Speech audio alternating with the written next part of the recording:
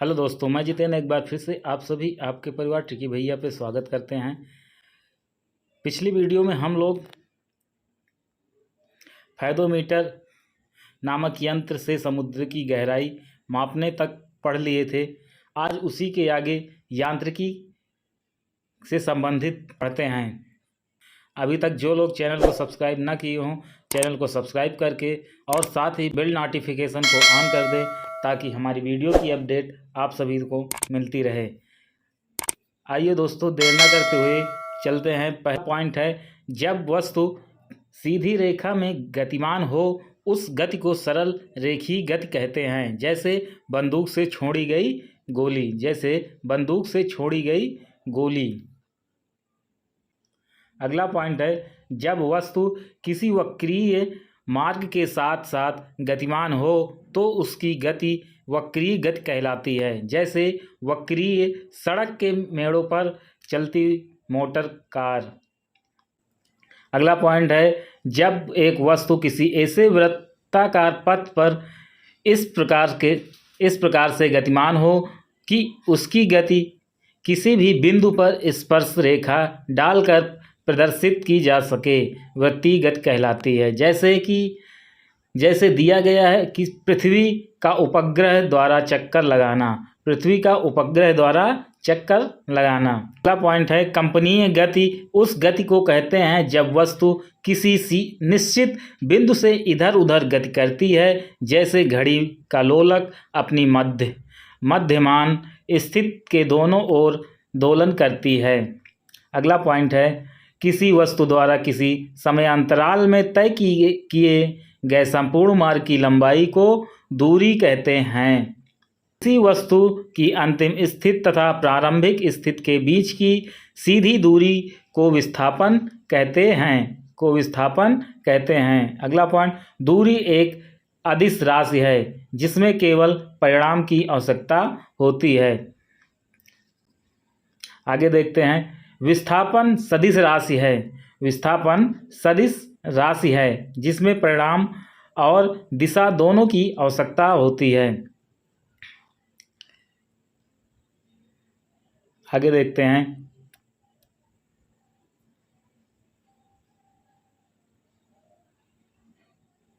अगला पॉइंट है, विस्थापन का मान धनात्मक, ऋणात्मक या शून्य कुछ भी हो सकता है, जबकि दूरी सदैव धनात्मक होती है।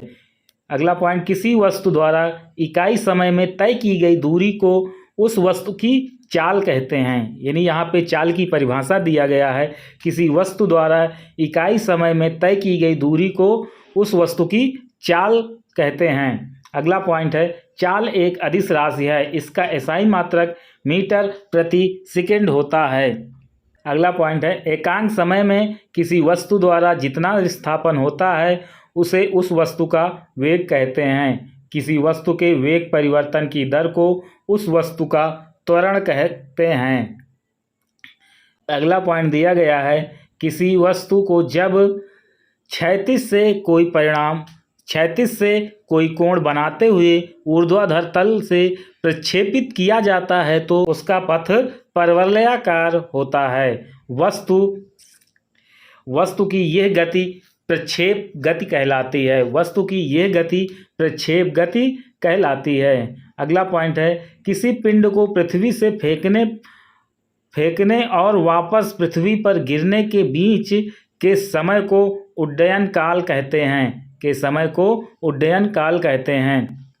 अगला पॉइंट है, किसी पिंड द्वारा अपने उड्डयन काल में जितनी क्षैतिज दूरी तय की जाती है उसे उस पिंड का परास कहते हैं। अगला पॉइंट है, गति के नियम महान वैज्ञानिक सर आइजैक न्यूटन जिनका जन्म 1642 में हुआ और निधन 1727 में हुआ। सर आइजैक न्यूटन ने अपनी पुस्तक प्रिंसिपिया में प्रतिपादित किए हैं।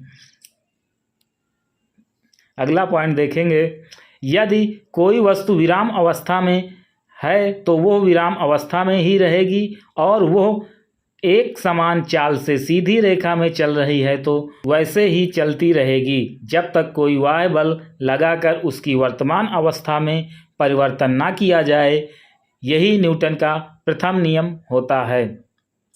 इस नियम को जड़त्व का नियम या गैलीलियो का नियम कहा जाता है। यानी न्यूटन के प्रथम नियम को जड़त्व का नियम और गैलीलियो का नियम भी कहते हैं। अगला पॉइंट है जड़त्व वस्तुओं की स्वाभाविक अवस्था, गति की अवस्था या विराम में स्वतः परिवर्तन नहीं होने की प्रवृत्ति को कहते हैं। अगला पॉइंट है किसी वस्तु के संवेग परिवर्तन की दर उस वस्तु पर आरोपित बल के अनुक्रमानुपाती और संवेग परिवर्तन आरोपित बल की दिशा में ही होता है। यही न्यूटन का दूसरा नियम कहते हैं या न्यूटन का द्वितीय नियम कहा जाता है। किसी गतिमान वस्तु के द्रव्यमान तथा वेग के गुणनफल को उस वस्तु का संवेग कहते हैं। संवेग एक सदिश राशि है जिसका मात्रक किलोमीटर प्रति सेकंड होता है। आगे देखेंगे यदि कोई बल किसी वस्तु पर कम समय तक कार्यरत रहे तो बल और समयांतराल के गुणनफल को उस वस्तु का आवेग कहते हैं। आवेग बराबर बल गुणे समयांतराल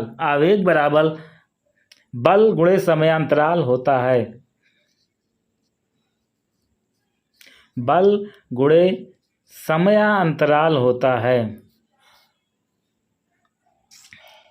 अगला पॉइंट देखेंगे प्रत्येक क्रिया के बराबर परंतु विपरीत दिशा में प्रतिक्रिया होती है। इसे न्यूटन का तृतीय नियम कहते हैं और इसे ही क्रिया प्रतिक्रिया का नियम भी कहते हैं। यानी न्यूटन के तृतीय नियम को क्रिया प्रतिक्रिया के नियम से भी जाना जाता है। अगला पॉइंट है न्यूटन के द्वितीय एवं तृतीय नियम के संयोग से एक नए नियम की निष्पत्ति होती है जिसे संवेग संरक्षण का नियम कहा जाता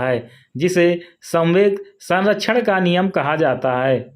अगला पॉइंट है इस नियम के अनुसार यदि कणों के किसी समूह या निकाय पर कोई बाह्य बल नहीं लग रहा हो तो उस निकाय का कुल संवेग नियत रहता है अर्थात संरक्षित रहता है। वह बाह्य कारक है जो किसी वस्तु की विरामावस्था को परिवर्तित कर सकता है अथवा किसी वस्तु की गतिमान अवस्था को परिवर्तित कर सकता है। अगला पॉइंट है ब्रह्मांड के प्रत्येक कण एक दूसरे को अपने द्रव्यमान के कारण आकर्षित करते हैं और किन्हीं दो कणों के बीच इस प्रकार आकर्षित करने के गुण को ही गुरुत्वाकर्षण बल कहते हैं। अगला पॉइंट है दो स्थिर आवेशों के मध्य लगने वाला बल को स्थिर वैद्युत बल कहते हैं। दो चुंबकीय के मध्य लगने वाले बल को चुंबकीय बल कहते हैं। अगला पॉइंट है जब किसी वस्तु पर दो या दो से अधिक बल कार्य कर रहे हों कि वस्तु की एक बल की दिशा में गति करने लगती है तो उस वस्तु पर लगने वाला असंतुलित बल कहलाता है। इस वीडियो की PDF नीचे डिस्क्रिप्शन बॉक्स में टेलीग्राम का लिंक दिया गया है, उस पर जाकर आप सभी लोग PDF को प्राप्त कर सकते हैं। आगे देखते हैं।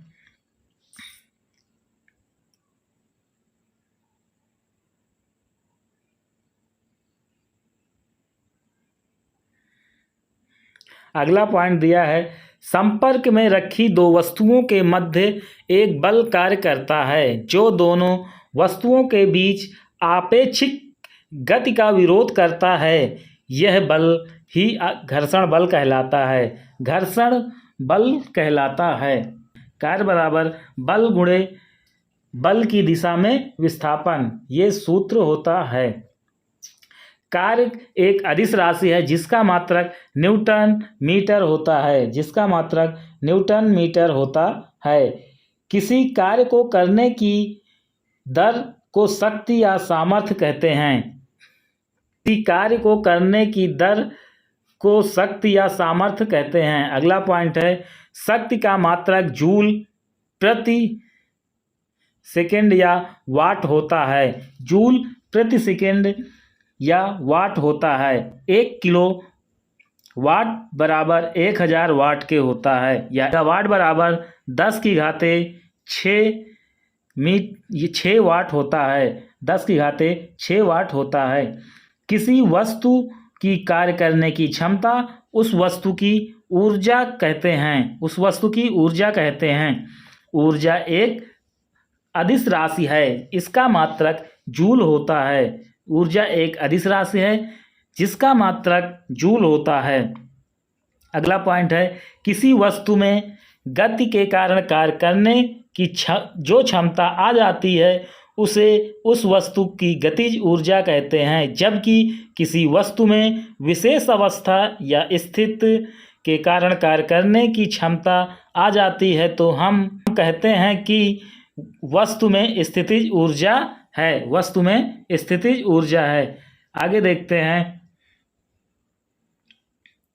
ऊर्जा ना तो उत्पन्न की जा सकती है और ना ही नष्ट की जा सकती है। ऊर्जा केवल एक रूप से दूसरे रूप में परिवर्तित की जा सकती है। इसे ऊष्मा गतिकी का प्रथम नियम भी कहते हैं। जब ऊर्जा किसी रूप में लुप्त होती है तो ठीक उतनी ही ऊर्जा अन्य रूपों में प्रकट हो जाती है। इस प्रकार विश्व की संपूर्ण ऊर्जा का परिमाण स्थिर रहता है। यही ऊर्जा संरक्षण का नियम।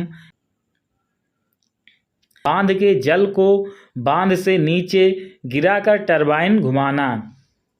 अगला पॉइंट है, स्थितिज ऊर्जा का गतिज ऊर्जा में रूपांतरण।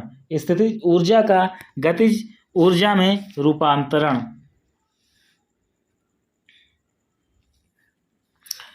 बिजली के पंखे, मिक्सी आदि चलना विद्युत ऊर्जा की गतिज ऊर्जा का रूपांतरण होता है। रूपांतरण है। अगला पॉइंट है, डायनेमो से विद्युत उत्पन्न करना गतिज ऊर्जा या विद्युत ऊर्जा में परिवर्तन है। बल्ब, ट्यूबलाइट, CFL आदि का जलना विद्युत ऊर्जा का प्रकाश ऊर्जा में परिवर्तन है। अगला पॉइंट है, ध्वनि ऊर्जा का विद्युत ऊर्जा में परिवर्तन का उदाहरण माइक्रोफोन होता है या माइक्रोफोन है। इसके विपरीत विद्युत ऊर्जा की ध्वनि ऊर्जा में रूपांतरण का उदाहरण लाउड स्पीकर होता है।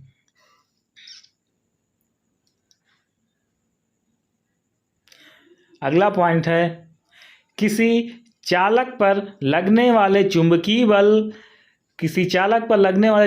बल के कारण उसमें कार्य करने की क्षमता उत्पन्न हो जाती है या उत्पन्न हो जाना चुंबकीय स्थितिज ऊर्जा कहलाती है। अगला पॉइंट है, विभिन्न प्रकार के ईंधनों में जो रासायनिक ऊर्जा संचित रहती है वो स्थितिज ऊर्जा के रूप में होती है। आज का सेशन यहीं तक रखते हैं। कल इसके आगे नेक्स्ट पार्ट में इससे आगे शुरू करते हैं। जो लोग चैनल पे नए जुड़े हों चैनल को सब्सक्राइब करके साथ ही बेल नोटिफिकेशन को ऑन कर दें ताकि हमारी नई वीडियो की अपडेट आप सभी तक पहुंचती रहे। Thank you.